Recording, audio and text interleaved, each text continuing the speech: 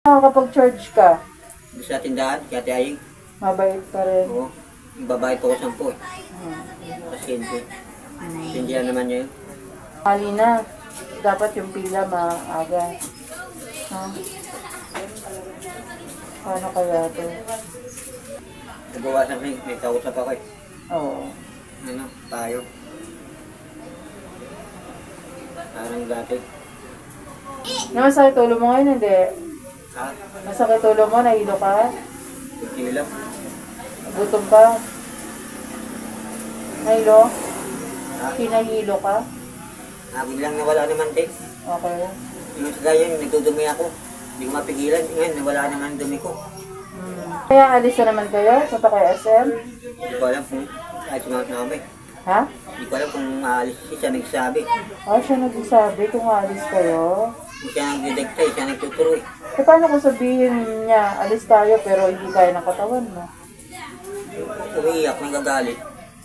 Kung ate, nakita ng mga tao yun doon eh. Mga ugali niya. Kaya nangyayari nga sa kanya, bigat eh. Kahit di mo na kaya, sasabihin niya, alis tayo para maglimas, gano'n? Katulad ka na kanina, te. Pupunta ako dito kay Timbadi, pati sa'yo po, te. Nasama na naman. Oo. Diba totoo? Nasama naman. Sabi ko, pinigilan ko lang. Huwag na, ako na lang. Mabilis lang ako na magtatagal. Mabigat ka eh. Oo. Anong mangyayari sa akin? Ganito na nga ako. Oo. Di ba si mama? Ngayon, buti na ano, naisip niya. Hindi na pumayag. Ibig sabihin, nakakausap mo naman si nanay na maayos. Basta, maisip niya na tama naman yung sinabi ni Jonathan. Makikinig siya. Ganda naman yung pwesto niya rin sa pinag-iwanan mo. Ganda ng buti. Hindi, baka naarawan na siya ngayon. Mataas na yung araw ngayon. Inirong ko doon, di sa may pintuan. May lilim doon eh. Kasi dito, kaganya may ano, may init. May araw. Ano kakainin niyo may tanghalian? Kanin ulam? Ano ulam niyo? Hotdog? Ganyan pa rin, te. Hotdog. Huwag hotdog. Ano yun, di ba? Sabi ni Ate Elvis sa kuya, Renji. Ano yun? Hindi maganda sa katawan. Pwede kang bumiling gulay, tapos subuhan mo si nanay. Gulay na lang. Tapos siguro, lumpia. Ganun. Bawasan mo yung soft drinks, Jonathan. Ay, tigil mo na yung soft drinks. Joke. Makikinig ka na sa payo ulit. Huwag ka na mag-soft drinks. Bago si nanay. Last na to, Jo. Tapos tigil na natin pag hindi ka pa rin sumunod. Ha? Kasi kung gusto mo talaga mapaayos, makikinig ka, sana noon pa. Tama ba? Pero bibigyan pa kita ng pagkakataon, Jo. Makikinig ka na sa payo ngayon. Ayusin natin ulit. Balik natin yung dating pogi na Jonathan. Sige. Ayun mga kapams, nakakabimpo ako, no? Nagtakip ako ng ilong kasi for safety purposes lang naman po. Nag-iingat kasi hindi naman na tayo bata, no mga kapams? Hindi na bata si Ate LB. Kuya Jo. Ayan, nandito si Jo. Poging-pogi. Pero sumusuka ng dugo. So, mga kapams, ako na po ang nakikiusap sa inyo na tulungan po natin si Jonathan muli at si Nanay Marita. Kapag itong si Jonathan nagpa-check up, hindi po natin alam kung ano po magiging resulta at kakailanganin po yun ng oras. Kaya po nag-aalala po kami kung sino magbabantay sa nanay niya.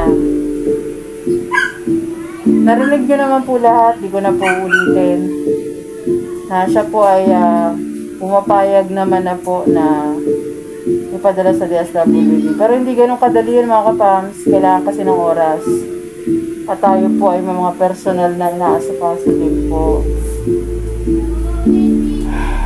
Actually, nahirapan ako huminga ngayon kasi siyempre may takip ang ilong. Hindi naman tayo lagi nagtatakip ng ganito, hindi tulad ng pandemic, no?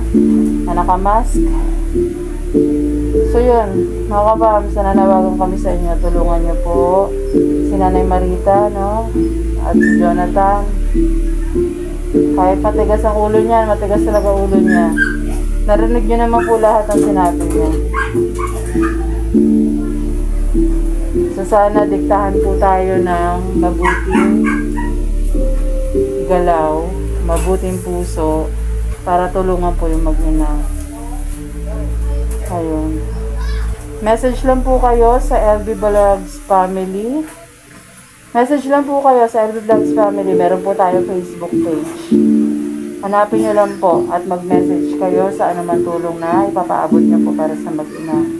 Kung wala naman po ay maraming salamat pa rin po. At least pinakinggan nyo po siya ngayong oras na to kung ano man po yung nangyari sa kanya.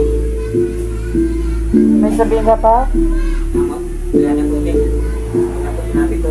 Totoo lang po sinabi ko. Maraming salamat po din. Mga kapap. Ayun. Maraming salamat po.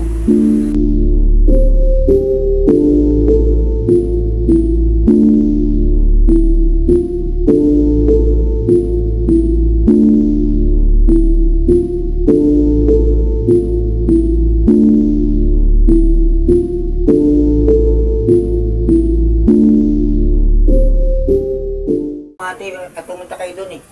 Hindi ako nagsinuwaling. Basta yung billing ko sa'yo, kailangan ng doktor. Video, picture, gano'n. I-vlog mo. Parang video mo, gano'n no? Gano'n. Na parang pag nakita ng doktor, parang ano mo yung nangyari sa'yo. Ha? Alam na po mga kapabs. Sa lahat po nagmamahal po sa amin ni mama po.